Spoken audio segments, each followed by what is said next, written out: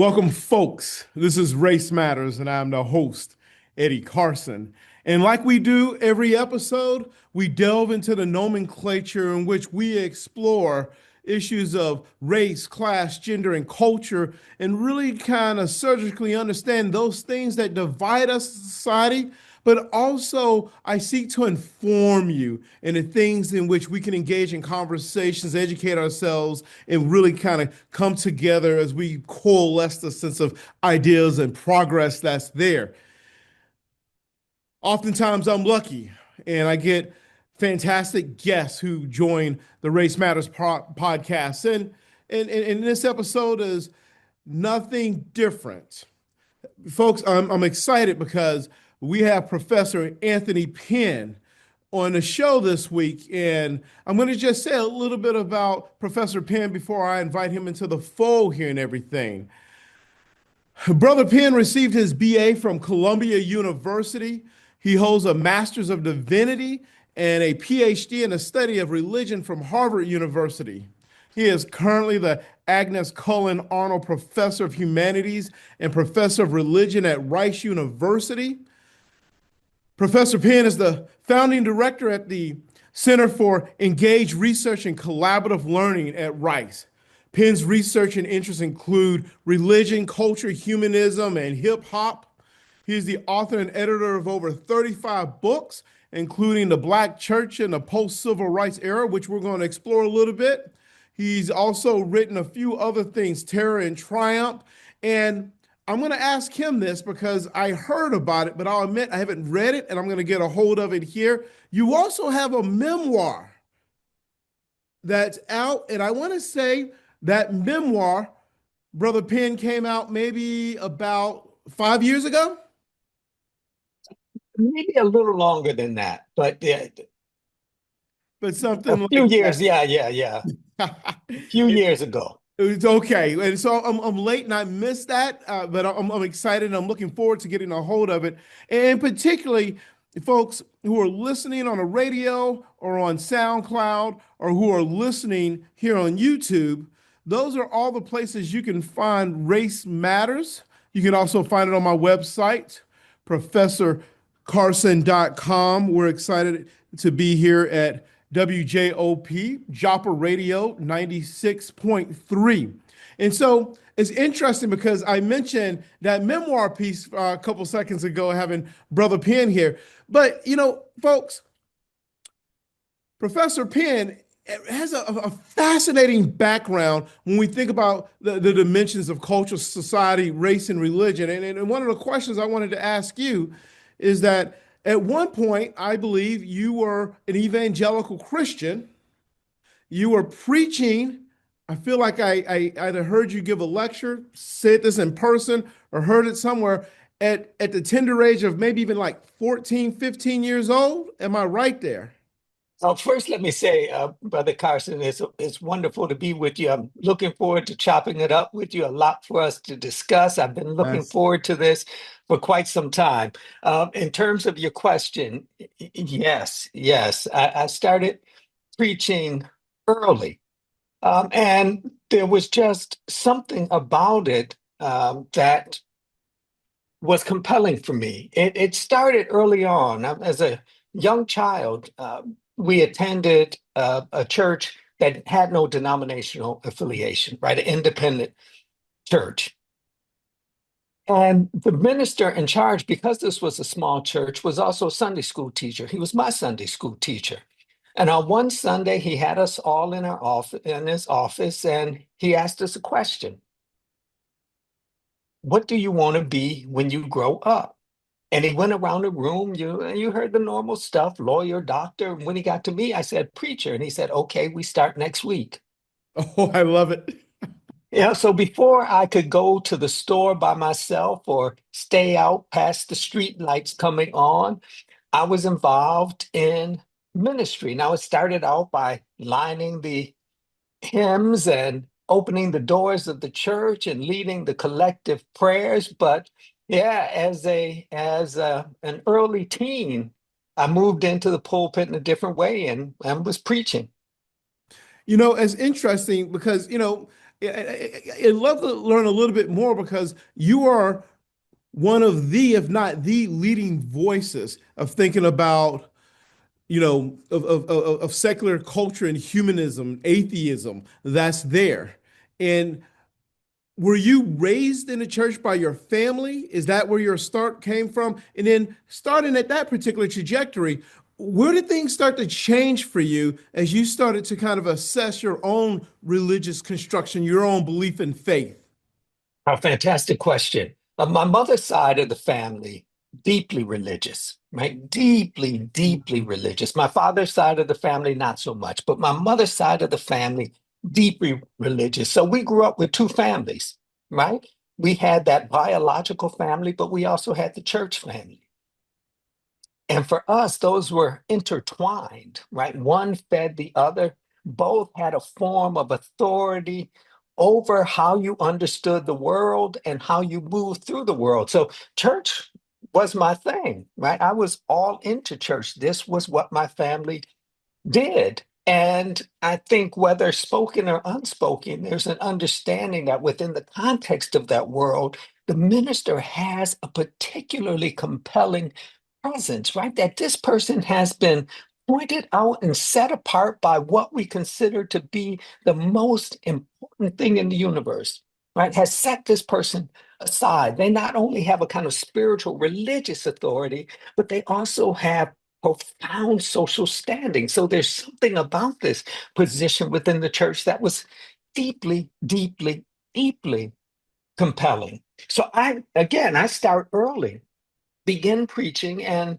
was attending. At one point, I moved from a secular school, City Honors in Buffalo, New York, to a Christian school, right? Because the underlying motto was I'm in the world, but not of it. So I got to be with folks who are like minded. But this was a mistake. This was a small school that was affiliated with Southern Baptists. It was a training ground for folks moving into Liberty, Bob Jones University, right? Mhm. So enough said, yeah. Mhm. Uh, and so there was something about that educational process that involved a kind of heightened spiritual reality, but the surrender of critical thinking skills. I'm interested in ministry. I'm moving through those ranks in the AME church. At that point, we were AMEs, and in an AME church that was decidedly Pentecostal in orientation, right? We talked about the gifts of the Spirit, speaking in tongues, casting out demons, dancing in the Spirit. All of this was part of my religious upbringing. I'm at this church that's all about that, but this school that is troubled in terms of certain dimensions of my identity. They could get with me as a Christian, but they had all sorts of issues with me as a Black man. Oh, okay. Right. So I'm wrestling with this, and it's time to apply to colleges. And I throw no shade, but Buffalo was not a place where I wanted to stay. I wanted to get out of Buffalo as quickly as I could. I needed a different type of experience, a different type of push and engagement. And so ultimately, I decided on Columbia. My thing is, I'm going to Columbia and I'm saving Columbia for the Lord, right?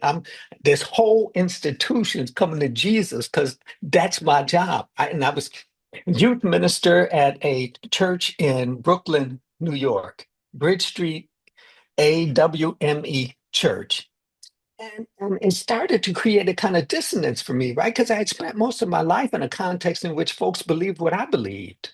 But here I'm in a context where folks, one, didn't understand the Bible as a distinct trans-historical kind of wisdom. It was just another piece of literature, and this is freaking me out. And I'm encountering people who are not in line with my understanding of right relationship, Mhm. right? They are not in the church and aren't embarrassed by it, aren't afraid, and in so many instances treated me better than the folks in the church. And this is just freaking me out. I'm encountering all of these different religious traditions, but I'm also in New York as crack cocaine is gaining ground Early age. and Yeah. oh man, and the kind of misery, the kind of violence, the death that it brought about. There was nothing in my theological toolkit that actually address those sorts of issues. So I'm having some issues because I have more questions at this point than I have answers. But folks need Reverend Penn to have answers.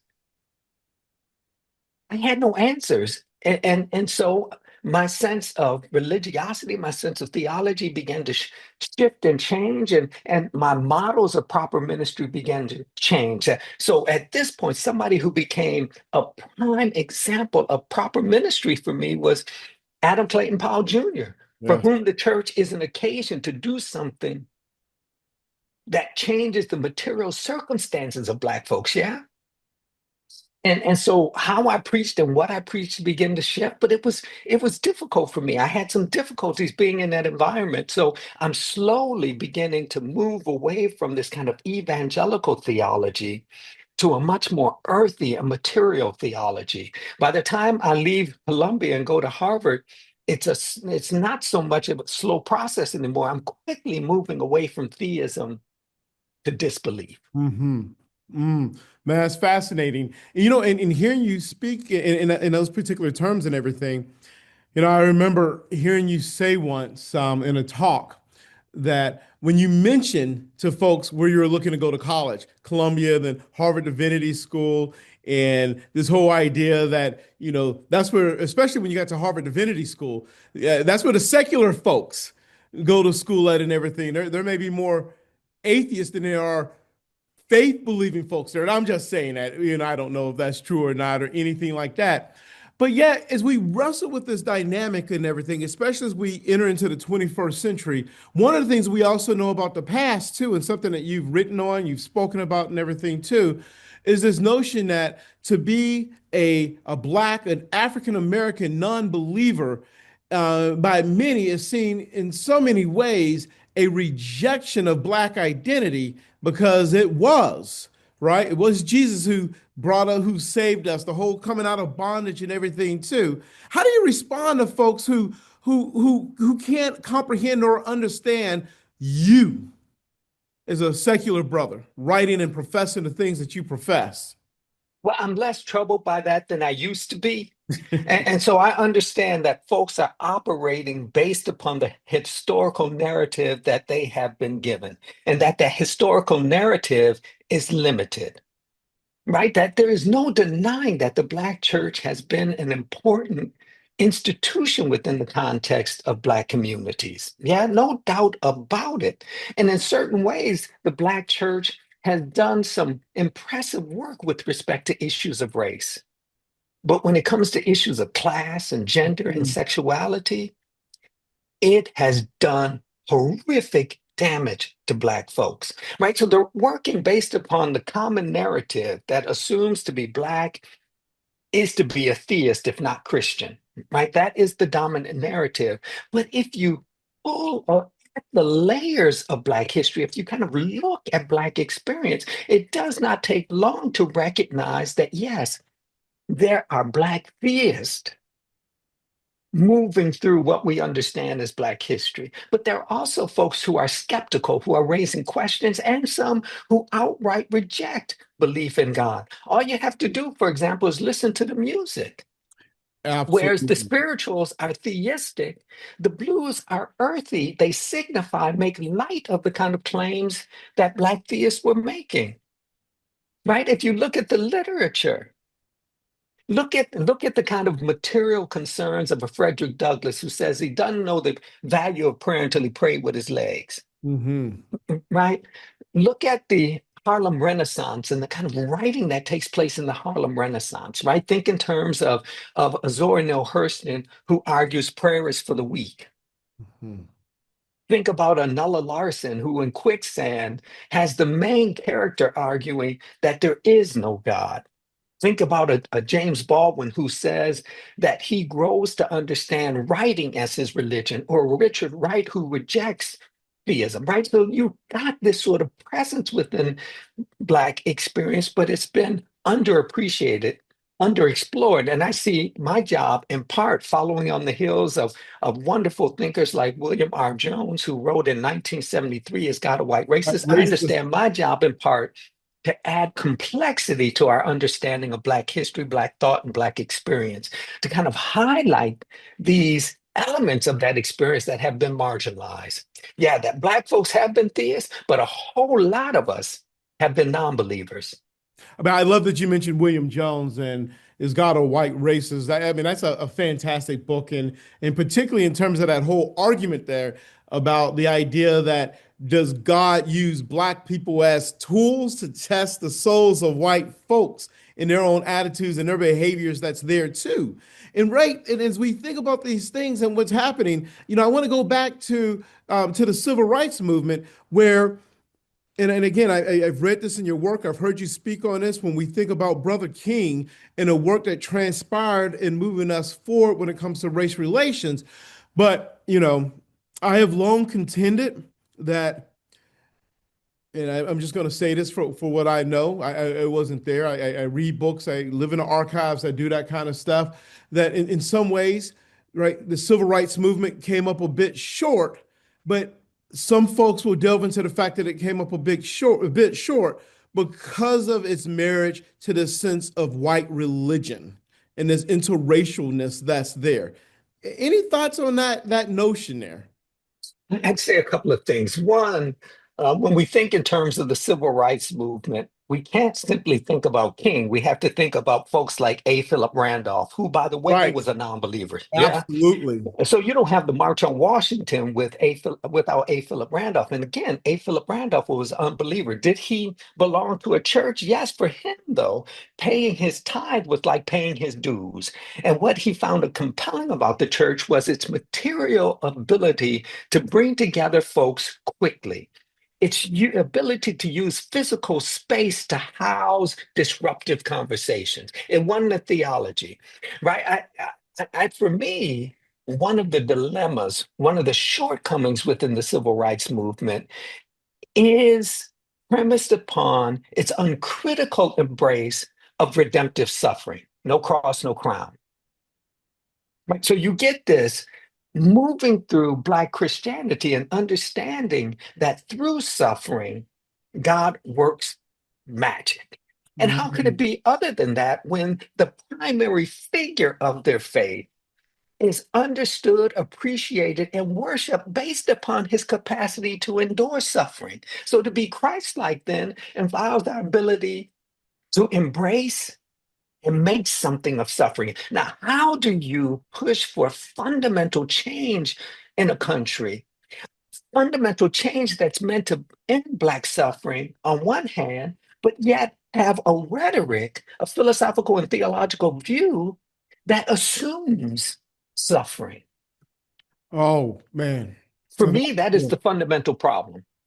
You know, and part of that question too is what folks ponder and they wrestle with in a lot of things. And we think about the spaces and the institutions by which, some folks wrestle with those things too. And as we think about those spaces, for example, right, do you think there's a space within Black cultural institutions such as HBCUs or Black churches for a more inclusive conversation around non-belief, right? Or do those things really exist in a holistic fabric?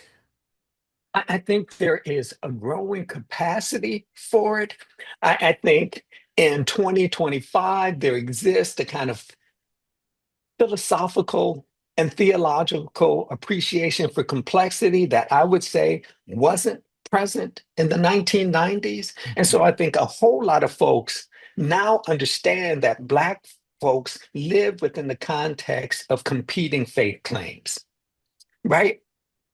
And so it's much more difficult now to deny the presence of disbelief. If you just think in terms of the kind of information that Q has made available to us, we know about the radical increase in the number of Black folks who claim no particular religious affiliation. And of that, a significant and noteworthy element are those who are humanists, atheists, etc. Right? So the numbers demand greater attention.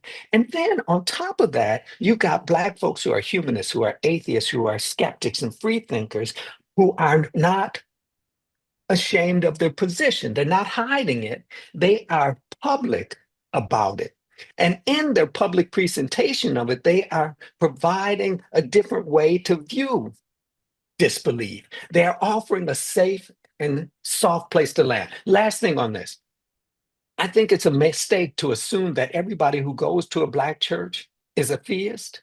Mm, Think about it this way. After the civil rights movement, there's a decline in terms of church participation within the absolutely. United States, right? White churches, Black churches, they decline. With the Black church, there's an uptick in the 1980s. And you get in and think about the Obamas, for example, is kind of representing this, right? There's a movement back into Black churches. For a whole lot of these folks moving back into the Black church, there's something about cultural connection that is important. We had been told post-civil rights movement, talk right, get the right kind of job, dress right, live in the right neighborhood, and you too can have this dream, only to realize that was a lie. Y- And in trying to live out that American dream, Black folks had given up so much of their social and cultural standing that going back to Black church for a whole lot of folks was about cultural connection, not about theological agreement. I mean, I appreciate that point, and I remember I had Cornel West on here, and he talked about one of the challenges within the Black churches. It become a little bit a little bit corporate in ways too. Kind of instrumental, almost like you got CEOs rather than preachers engaging in different ways too, and in that wrestling match in terms of that lens that he offers. But yet, one of the things you said earlier that I wrestle with too is one, when I engage in churches, there are parts of me that there's not always a lot of comfort that's there. I'm more of an observer than anything else, and a participant in the practices that are there. And yet, some of that has to go back, though, to that space and institution about one of the things among Black folks that the Black community has wrestled with for a long period of time is the issue of transphobia, Mhm. homophobia, how we deal with our queer friends that's there. And that connection often that's really connected to religion, right? And some people say, is that a cultural attitude outside of the church, or are we just products of our upbringing and influence of the church in those attitudes that are there?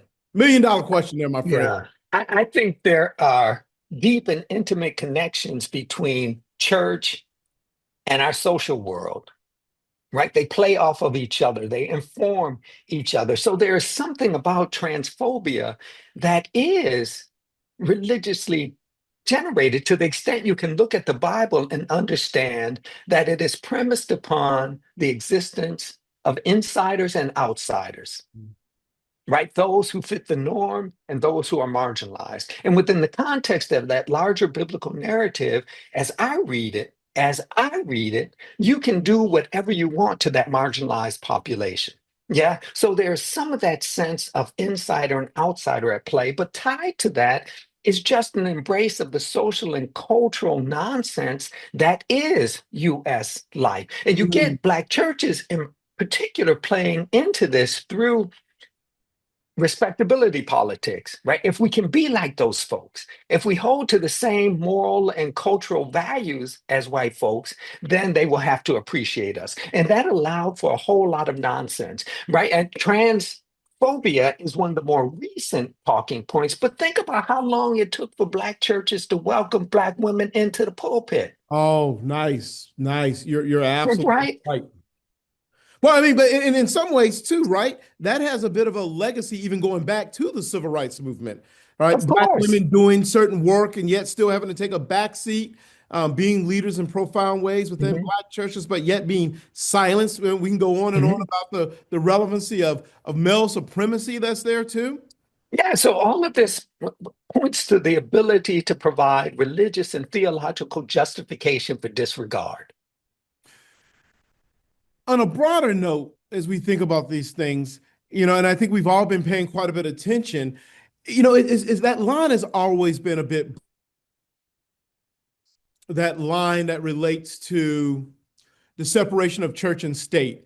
Now we have, right, folks saying that, people in states like Oklahoma and Louisiana got to display the Ten Commandments and they have to teach Bible classes, right? Folks who are not even qualified. It becomes kind of like a Sunday school lesson in many ways, too. So that line, that separation has really become blurred.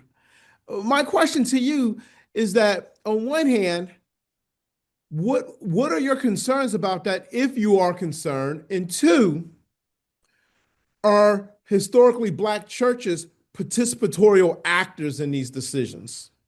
Yeah, a couple of things. One, it is of deep concern to me, right? In part because I don't think any one tradition ought to be providing the grammar, vocabulary, modes of practice for the larger population, right? That Christians, black, brown, yellow, green, it doesn't matter, ought to live their individual lives based upon moral and ethical precepts that come out of their faith. But we have a problem when they try to impose that on the larger population. That is an issue. So for me, yes, that is a problem. Separation of church and state needs to be more than theory, it needs to be practice. But it seemed like it's only been theory for, I mean, I'm not talking about recently in the things that have happening, but I feel like this is a decade, century old thing. It's Well, always I been would agree theory. with you. I mean, it's been right for as long as this has been a theoretical arrangement. You can raise questions concerning to the degree to which it has been reinforced, right? And the ways in which not only Black churches, but churches Mhm. in general have operated in a way that flies in the face of this regulation. Think of all the churches that invite politicians on Sunday to greet the people, wink, wink. Oh, and I always say you'll never see some of those white politicians again. And of course, I'm just going to say this. Uh, you know, Democrats are probably the worst when it comes to this, in my opinion. They're all bad, but they'll pop up, then they'll disappear, and you won't hear from them again. Yeah, and so this is a problem for me, and from my vantage point, to the extent that Black churches understand themselves to be committed to justice, Mhm. they ought to wrestle with this. But even more than that, it seems to me Black churches, and I think this is the case for all churches, but I'm targeting in on Black churches. Black churches, to the extent they say they are concerned with communities, ought to acknowledge and reject their privilege. What Hmm. do I mean by that? If you are concerned with the well being of the community that you are commuting into to go to church, set aside the equivalent of your property taxes and get that to the people. But don't tell me how concerned you are about the folks as you commute into church and maintain a privilege that results in a decrease in resource available to the people you say you care about. Right? I understand you don't have to pay taxes in the same way, but set aside the equivalent of your property taxes and get that directly to the people in the communities you say you are concerned about. You think about those communities, and I'm going to say something that you alluded to earlier, and I have an idea of possibly where you may go with this point. Someone once told me that atheism is I guess I'll ask it this way. How would you respond to someone who would say, offer a critique that atheism is white? Atheism is disconnected from the lived struggles and the realities of Black folks that's there. You mean after I stop laughing? I'm telling you, I've heard that multiple times, and people will say, right, I'll share some stuff, and they'll say, yeah, but Brother Carson, man, come on, man. That's what white folks do. That's a white thing. That's Yeah, not that's not Black folks. it's a ridiculous statement from my vantage point, and it's an ahistorical position. Because all you have to do is listen to Black voices and you get this. James Weldon Johnson There we go. said, as a college student, he let go of this idea of God. James Foreman let go of this. And here's where they make the mistake, right? And someone like W.E.B. Du Bois is somewhat agnostic in his take on, but they assume, oh, they say religion, they must be Christian. No, James Weldon Johnson writes God's trombones, and W.E.B. Du Bois writes prayers for colored people, understanding the cultural significance of this language. Yeah, not its theological power, the cultural significance of this language. So folks get confused here, but all you have to do is look at Black history, Hmm. not using an interpretive tool of Christianity, right? Because you'll find what you look for, but look at this history and ask a different question. Who have we forgotten? What have we forgotten? If you do that, you easily uncover disbelief, atheism, humanism. Last thing I'll say on this is that kind of statement is offensive to the complexity of Black communities. It Thank you. truncates and warps Black communities as if Black folks only have one way of encountering and thinking about the world. I and they may disagree with me or not. I think about folks like Edward Bloom, Paul Harvey. Mhm. Talked about my brother, my friend, my colleague Philip Luke Senator, and they've written in ways, and not just them, but other folks, where they explore actually more of the religiosity of someone like W.E.B. Du Bois, and you see that. I think it was the former president of Tuskegee University who wrote a book on the atheism of Du Bois, and this back and forth and this struggle as we look to define historical Black figures in a way that defines who they are to give representation that's there. And yet, among folks, we're still divided. I've heard, and I won't mention this brother's name here, folks who try to say, but Eddie, James Baldwin wasn't exactly an atheist when he died, for example. A couple of things. One, we have to understand the complexity of thought. That a W.E.B. Du Bois and a James Baldwin and a Frederick Douglass, like us, our thought ebbs and flows, it shifts and changes. But Du Bois is still the dude who, when he was at Wilberforce Oh, University, yes. and they said, we will be led in prayer by Dr. Du Bois, what he said, no, you won't. No, you won't. And No, so you won't. he leaves open this possibility. So what you get with a Du Bois is a kind of moralistic take on this, right? That Du Bois isn't so concerned with answers concerning divine existence, but the compelling nature of the question. So Du Bois is kind of moving back and forth, kind of exploring. But if you look at his writings, he is preoccupied with the material nature of our existence. Yeah. And Frederick Douglass is moving back and forth over this, right? Kind of raising critique concerning how things are practiced. James Baldwin, as he's reflecting on a meeting with the Honorable Elijah Muhammad, he has two concerns, right? You know this story. He has two Dude. concerns. One is the Honorable Elijah Muhammad and the Nation of Islam's attitude towards sexuality, that he just knows, okay, this could be an uncomfortable moment. What's the next? Religion.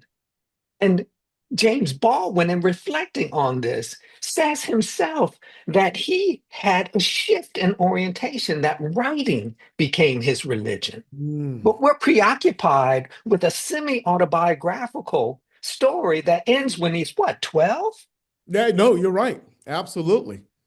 I mean, I think folks are still stuck in what Go Tell It on the Mountain. I get that title right? Yeah, Yeah, Go Tell yeah. It on the Mountain. And Well, he's John in that wrestling story with is what, that. 12? Yep. But there's an underlying question for us, I think, with this.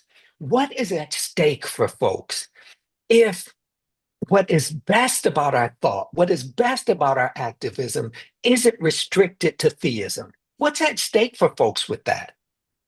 And that's the question. I even remember going back to when I was in high school. I don't know. Maybe it was like a Times Magazine article or something. And on the cover of it, it said, "Can you afford not to believe?"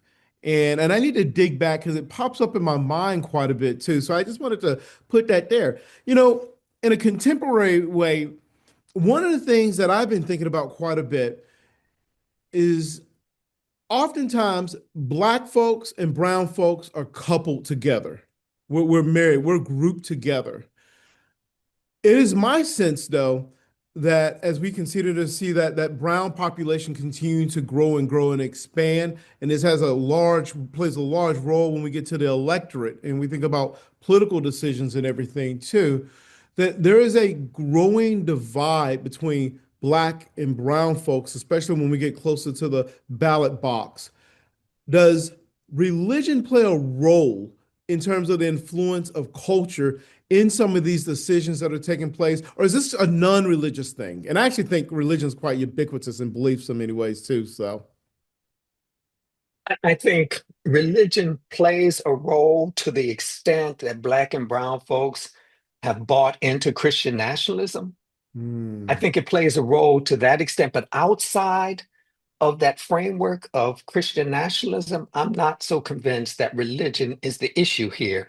I think it's social and cultural, and I think it is a dynamic of the United States, yeah, that some will win and some will lose, and that those who win historically have been those who are able to best associate themselves with the markers of whiteness. Think about the shift that takes place with Irish population. Think in terms of the book how the Irish became white. Yeah, it yes, was initially the Irish were a part of this marginalized, disregarded population. Yes, but their ability to harness and use the grammar, the vocabulary, the cultural markers of white privilege and white supremacy allowed them to shift their standing.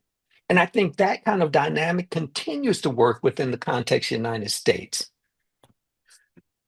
there's this in thinking about the black church, and there's just something I want to share with you here briefly. Professor Eddie Glaude at Princeton University in a piece called the Black Church is Church Dead. is dead. Yes. And he states here, one of the things he says here is he says that the idea of a black church standing at the center of all that takes place in a community has long since passed away. Instead, different areas of black life have become more distinct and specialized, flourishing outside of the bounds and the gaze of black churches. I'm not suggesting that black communities have become wholly secular, just that black religious institutions and beliefs stand alongside a number of other vibrant religious institutions and beliefs. That's Eddie Glaude. How do you respond? How do you help our viewers, our audience understand that statement from Brother Glaude? Well, if memory serves, Eddie Glaude says that in the 2000s. But if you go back to the 1970s, there's a shift in terms of the standing of the Black church, in part because the Black minister is no longer the best Black minister is no longer necessarily the best connected, the best educated, most articulate member of the community. Black folks have gone to law school, they've gone to medical school, they've gone to business school, right? So this sort of expertise is being brought into play. It's also the case that that as the mid 20th century moves, you also have Black folks being able to harness the energy and the capacity of alternate organizations, NAACP, CORE, right? You've got all of these other organizations that have the capacity to help Black folks shift their socioeconomic and political standing, right? So the Black church being the place where all of this takes place is fractured by the civil rights movement. So I think what's most provocative about that piece is the title, not the Mm. argument. I love that. I sit there and I wrestle really in thinking about the black church and where it's at and how we position it here in the 21st century and everything. And I think about the works you've done in your scholarship. And I'm thoroughly impressed by your messaging. And part of your messaging is being, hey, look, wait, let's just pause for a second because there are other voices in the room and even in churches as we challenge folks and we start thinking about these questions of one's religiosity, one's faith, one's background, and all those elements that's there. On a personal level, do you ever find yourself in a space, in a place where you pause and you pray, meditate, you think about these larger pictures, these elements of life and space, or you continue to lean into different aspects of really making sense of this world from a more humanist, pragmatic element? Or do you ever find yourself kind of trying to blend those things together? Because I'll be honest, as No, someone who yeah. wrestles these things, I'd be lying if I said, well, I get my mind shifts in these different ways. But I love to hear from you. For me, it's a humanist orientation, but I think we often misunderstand what that means, that that is not simply about science, but Mm. that you can be a humanist, you can be an atheist, and still experience awe and wonder concerning the world, the universe in which we live. Right. And so for me, that awe and wonder is not generated by a vertical relationship to this divine being, but it's generated by a wonder, a fascination with what this world contains on a material level, on a horizontal level. So for me, it's a wonder, it's an awe that is generated by the idea that I am one within the context of many. Oh, I love that. And that's going to bring me to a point that really kind of, when I was thinking about our conversation here and everything too, because I didn't really grow up in the church so much, um, but yet I did grow up watching the Cosby Show. And you want to talk about a sort of religion, and while they had some episode where they explored religion and everything, and thinking And we about, just lost a real one. and we did. Yeah, I got it on a personal level. For someone like me, I was kind of stuck on that. What crossed your mind when you heard the news about brother Malcolm Jamal Warner?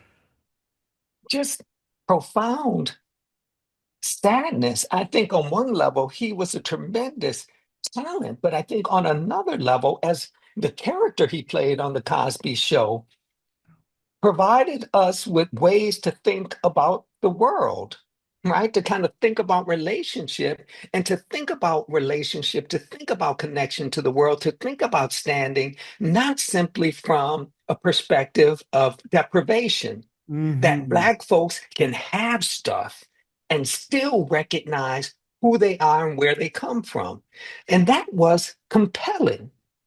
Do you think, and one of the things that Malcolm Jamal Warner stated is that he loved the diversity of the work he did. He wanted to show that there are lots of ways to be Black, and he embraced that. My wife and I, we were privileged about 2 years ago to see him in Boston in a theater performing Guess Who's Coming to Dinner. And Now, that's what's up. oh, he was fantastic in that. I'm still kind of starstruck by that in a lot of ways too. But yet, when I think about the Cosby Show, and I do think this is centered to our conversation here, I think about the rise of the Black middle class, this Mhm. transformation of, you know, don't want to really get into Bill Cosby here, but thinking about, Heathcliff Huxtable, a Black doctor, a mom who's a lawyer, kids who are just kids who are getting in trouble, Mhm. getting bad grades, just Yeah. getting out, and not bad folks, because those things happen in Black homes much like they do in white homes. And I Yeah. say that thinking about, once, and again, I think it was Eddie Glaude talking about when he was in Mississippi and having to think about religion and race and being called the N-word when outside playing with a truck. Or I think about the writings of Richard Wright, again, being in Mississippi and wrestling with this too, right? Sometimes I feel that there's this lost art in which white people fail to grasp the complexity of Black people.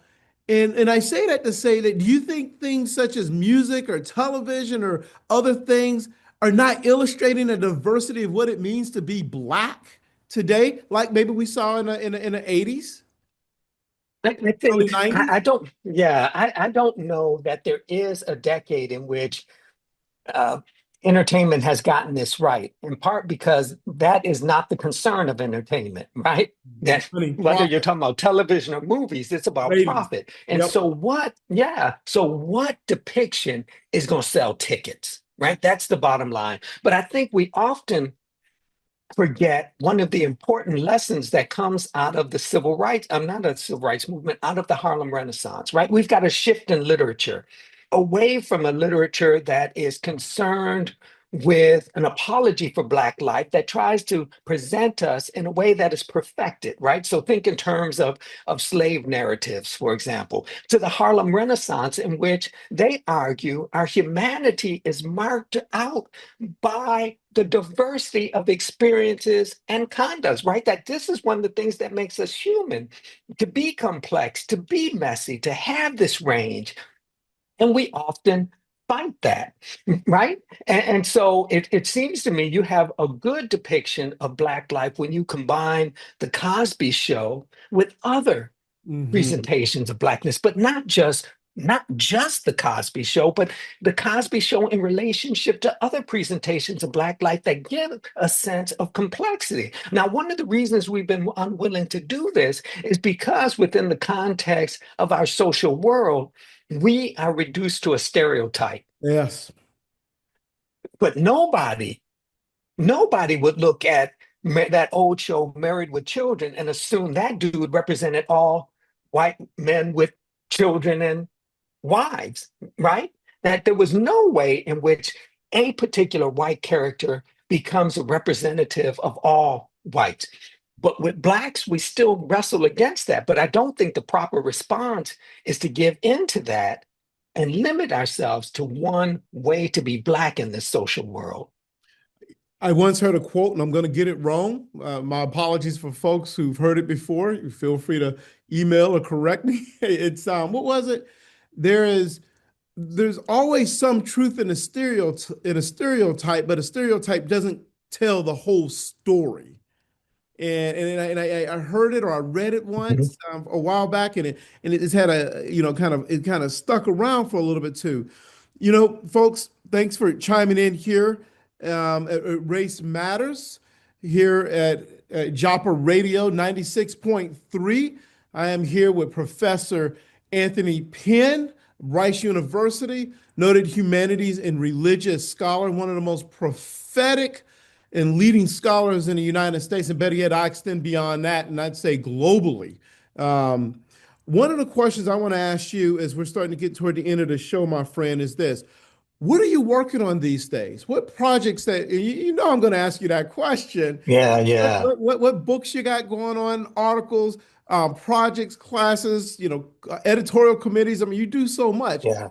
What's in your profile these days? Well, I appreciate your kind words. One of the things that I've been trying to do over the past couple of years is privilege conversation.